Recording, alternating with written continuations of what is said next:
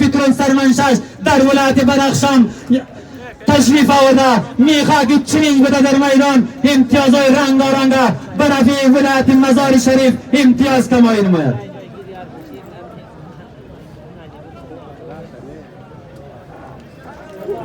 عزیز الله پهلوان بود که مستحق دو امتیازی دایره را بسواری جیرانی نوخرینی رئیس فیصل خراسانی مرکز ولسوالی شهری بزرگ امتیاز کمانه بود. برشان تبریک میگیم. باز هم سرور پهلوان در اختیار داره گوساله را نمیگذاره گوساله به زمین پرتاب شود و میخواد امتیازی حقی خدا امروز بگیره. سرور پر در رو دایره قرار داره. سرور پهلوان ببینه امتیاز میگیره یا خیر. سرور پهلوان از میهمانای آجی غلام خدای پهلوان ببینیم که امتیاز میگیره یا خیر.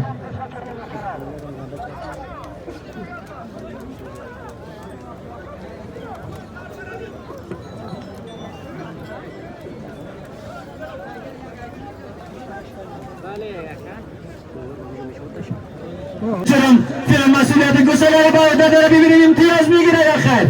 زایری بلوچ از ولسوالی باستانی کشم مرکزی ولسوالی کشم امتیاز میگیره. بله زایری بلوچ بسیاری جیرانی قماندان سری عبدالملک خان مستحقی دو امتیازی دایره اعلان شناخته.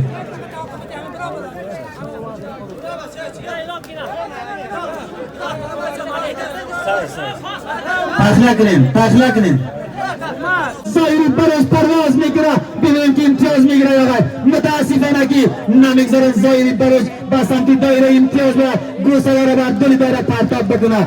زایر جان ببینیم که پرواز میکنه پروازهای جانانه را داره. 2000 افغانی از طرف ایسوی ذکریای نظیری 2000 افغانی هر پهلوانی که به خط جرمی رسانه مستحق 2000 امتیاز میشه. بله زایر بلوچ باز میدان تکان دادی باز میدان در اعتزاز در آورده. مبلغ 2000 افغانی از طرف ایسوی ذکریا برای زایر جان بلوچ از پهلوانای نام